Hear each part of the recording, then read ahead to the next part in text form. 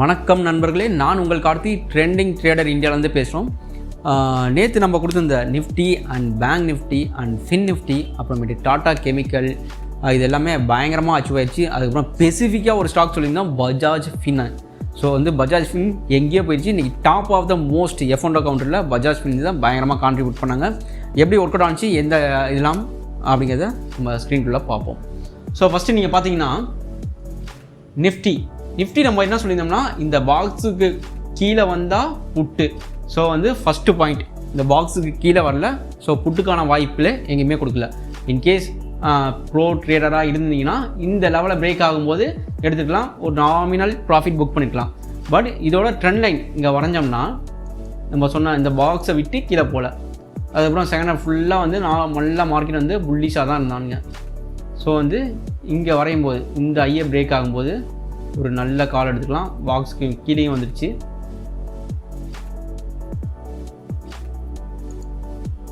So இந்த level ஒரு 350 அப்படின்னு போகும்போது எடுத்திருந்தோம்னு வச்சுக்கோங்களேன், ஒரு நல்ல ப்ராஃபிட். எவ்வளோ மணி போயிருக்கான், 430 மணி போயிருக்கான். கிட்டத்தட்ட 80 பாயிண்ட். நீங்கள் ஆப்ஷனில் வாங்கினீங்கன்னா 40 பாயிண்ட் கிடச்சிருக்கும். ஸோ நிஃப்டி ப்ரெடிக்ஷன் பண்ண மாதிரி ஒரு நல்ல குட் மூவ்மெண்ட் கொடுத்தாங்க. அதே மாதிரி பார்த்தீங்கன்னா பேங்க் நிஃப்டி ஓப்பனிங் தான் வேகமாக என்னானுங்க, பாக்ஸை விட்டு வந்தானுங்க. இங்கே பாக்ஸை விட்டு 45,110 இங்கே லோ பார்த்தீங்கன்னா 45,000 சம்திங், 45,025. ஸோ 45,000 சைக்காலஜி லெவலில் பிரேக் ஆகுதுன்னு சொல்லியிருந்தோம். அதே மாதிரி ஆகலை. ஸோ இந்த இடத்துல ஒரு ட்ரெண்ட் லைன் போட்டு எடுத்ததுனாலோ ஓகே, இல்லை இந்த பாக்ஸ் அவுட் ஆஃப் பாக்ஸ் போகும்போது எடுத்தனாலும் உங்களுக்கு நல்ல பாயிண்ட் வந்துருக்கும். ஸோ இன்கேஸ் இதை 45,104 கீழே வந்தால் புட்டு எடுக்கலாம்னு சொல்லியிருந்தோம். இங்கே எடுத்தனாலுமே உங்களுக்கு 100 பாயிண்ட் கொடுத்துருக்குது. ஸோ 100 பாயிண்ட் போது ஆப்ஷனில் கண்டிப்பாக ஒரு 40 பாயிண்ட் பிடிச்சிக்கலாம். 40 பாயிண்ட்னா 1000 ரூபா. ஸோ அதே மாதிரி அவுட் ஆஃப் த பாக்ஸ் மேலே போகும்போது ட்ரெண்டு செட் ஆகிட்டு மேலே போகும்போதும் பிடிச்சிருந்தீங்கன்னா, இந்த இடத்துல பிடிச்சிருந்தீங்கன்னா 45,200 மேலே பிடிச்சிருந்தீங்கன்னா எவ்வளோ மணி போயிருக்கான், 45,645 மணி போயிருக்கான். ஸோ ஒரு மிகப்பெரிய ஒரு நல்ல ப்ராஃபிட். எத்தனை பாயிண்ட் பார்த்தீங்கன்னா 450 பாயிண்ட். ஸோ ஃபியூச்சர் எடுத்தனாலுமே ஒரு 10,000 ரூபா ப்ராஃபிட். அதுக்கப்புறம் பார்த்தீங்கன்னா ஃபின் நிஃப்டி, அப்போ நம்ம சொல்லியிருந்தோம் இது அவுட் ஆஃப் பாக்ஸுக்கு மேலே தான் இருந்துச்சு. எப்பப்போலாம் கீழே வரானோ, இந்த 45,300 இந்த டைமில் பார்த்தீங்கன்னா 5 ரூபா 6 ரூபா இருக்க காலம், 20, 500 காலம் இருக்கலாம்னு சொல்லியிருந்தோம். இன்றைக்கி லோ பார்த்தீங்கன்னா 5 ரூபா 55 முடிவு வந்திருக்கான். 20,500 கால். போனது பார்த்தீங்கன்னா 100 ரூபா. இங்கே பாருங்கள், வெறும் 5 ரூபா 55. ஸோ ஒரு 8 ரூபா 10 ரூபாக்குள்ளே பிடிச்சலாம். 400 ரூபா ரிஸ்க்கு, ப்ராஃபிட் 4,000 ரூபா. ஸோ இதுக்கு தான் சொல்லுது, தொடர்ந்து நம்ம சேனலில் வாட்ச் பண்ணுங்கள், உங்களுக்கான கிளியரான வியூ இண்டெக்ஸில் கிடைக்கும். அதுக்கப்புறம் பார்த்தீங்கன்னா பர்டிகுலராக இந்த டாடா கெமிக்கல் அதை சொல்லியிருந்தோம், 1020 பிரேக் ஆனிச்சுன்னா வாங்கலாம் அப்படின்ட்டு. இன்றைக்கி திருப்பி க்ளோஸ் ஆனது கீழே க்ளோஸ் ஆகிருக்கான். இதுங்க 1020 எத்தனை மணிக்கு பிரேக் ஆகிருக்கான், கரெக்டாக 9:35 போல் பிரேக் ஆகிருக்கான் 1020 அப்படிங்கிற லெவலில். அதுக்கப்புறம் பார்த்தீங்கன்னா ஒரு டவுன் ட்ரெண்ட் வந்திருக்கான். 20 பிரேக் ஆகி 26 மணிக்கு போயிருக்கான். அதுக்கப்புறம் பார்த்தீங்கன்னா இங்கிட்டு பார்த்தீங்கன்னா 1029, 28 டே வைஸில் பார்த்தீங்கன்னா 32 சம்திங் ஃபியூச்சரில் போயிருந்தான். இதில் கால் எடுத்துருந்தீங்கன்னா ஒரு 6 பாயிண்ட் கொடுத்துக்கலாம். இங்கே ஒரு 10 பாயிண்டில் ஈஸியாக புக் பண்ணியிருக்கலாம். ஸோ டாடா கெமிக்கல்லையுமே ஒரு நல்ல ப்ராஃபிட். இதுதான் எக்ஸ்பெக்ட் பண்ணது. இல்லை தொடர்ந்து நம்ம தொடர்ந்து நம்ம சேனலில் 3 நாளாக அலர்ட் கொடுத்துருந்தோம். டாடா கெமிக்கல் எப்போ பிரேக் ஆவான்ட்டு கரெக்டாக பிரேக் ஆனிச்சு. பிரேக் ஆன கையோட ஒரு 10 பாயிண்ட் கொடுத்துக்கலாம்.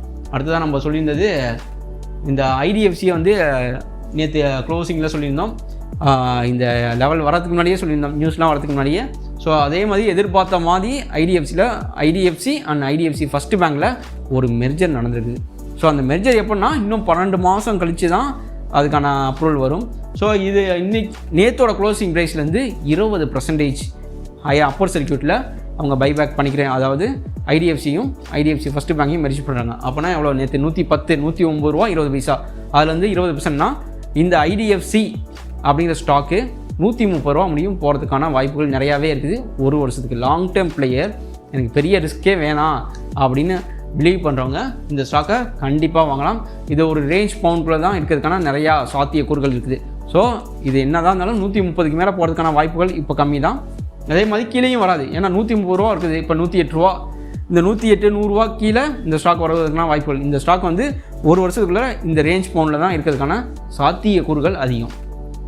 ஸோ அடுத்ததாக நம்ம பார்த்தோம்னா பஜாஜ் ஃபின் வேறு லெவலில் ப்ரிடிக்ட் பண்ணியிருந்தோம். கரெக்டாக ஒர்க் அவுட் ஆனிச்சு. கேப்பை பாருங்கள், அப்பா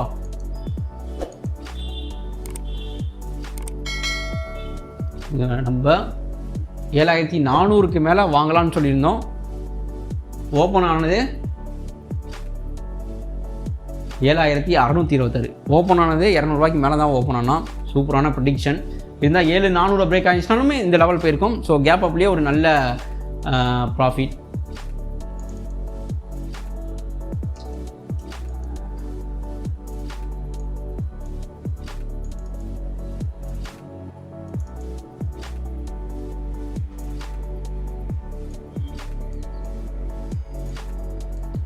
இதில் பார்த்தீங்கன்னா தெரியும் எப்போ பாயிட்டு ஒரு சின்ன ரெசிஸ்டன்ட் ஜோன் வந்தது.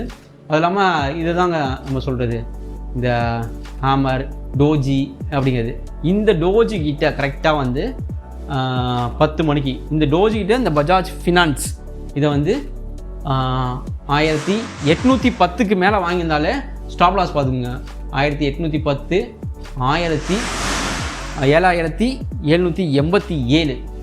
ஸோ வந்து 7810 7787 ஒரு 23 பாயிண்ட் தான் ஸ்டாப் லாஸ். இங்கே வாங்கியிருந்தாலே ஒரு நல்ல ப்ராஃபிட். ஸோ இதுலேயே வந்து ஹியூஜ் ப்ராஃபிட் நம்மளுடைய ஸ்டூடெண்ட்டும் நம்மளுடைய கிளப் மெம்பரும் பார்த்துருக்காங்க. ஸோ நேற்று சொன்ன லெவல் எல்லாம் பர்ஃபெக்டாக இதாகிடுச்சு. அதே மாதிரி ஸ்பெசிஃபிக்காக நம்ம சொன்னது பார்த்தீங்கன்னு வச்சுங்களேன், இந்த ஃபின் நிஃப்டி இங்கே வரும்போது கரெக்டாக வந்து 10 மணிக்கு என்ன லோ வந்துச்சு 307. இந்த இடத்துல அப்பலாம் 20500 கால் வந்து 10 ரூபா 12 ரூபா ரேஞ்ச் ட்ரேட் ஆகியிருந்தான். அது ஆல்மோஸ்ட் வந்தது பார்த்தீங்கன்னா 9:35க்கெலாம் 10 ரூபா ட்ரேட் ஆகியிருந்தான். இந்த லோ வரும்போது 10 மணிக்கெலாம் வந்து 5 ரூபா இருந்தான். 5 ரூபா எடுத்த கால்ஸு அந்த 5 ரூபாய்க்கு நம்ம வாங்கியிருந்தோம்னா எவ்வளோ முடியும் அதோட ஐப்போ வந்துச்சுன்னா ஃபின் நிஃப்டி 20575 மணிக்கு போயிருக்கான். அந்த 5 ரூபாய்க்கு வாங்கின கால் 100 ரூபா ஆகி போயிருக்கான்.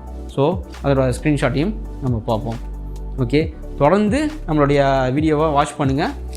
நாளைக்கான பேங்க் நிஃப்டி பர்டிகுலராக என்ன ஸ்டாக் மூவ் ஆகும் அப்படிங்கிறத மறக்காமல் மார்னிங் 6 மணிக்கு நம்ம சேனலில் வாட்ச் பண்ணுங்கள். நன்றி, வணக்கம்.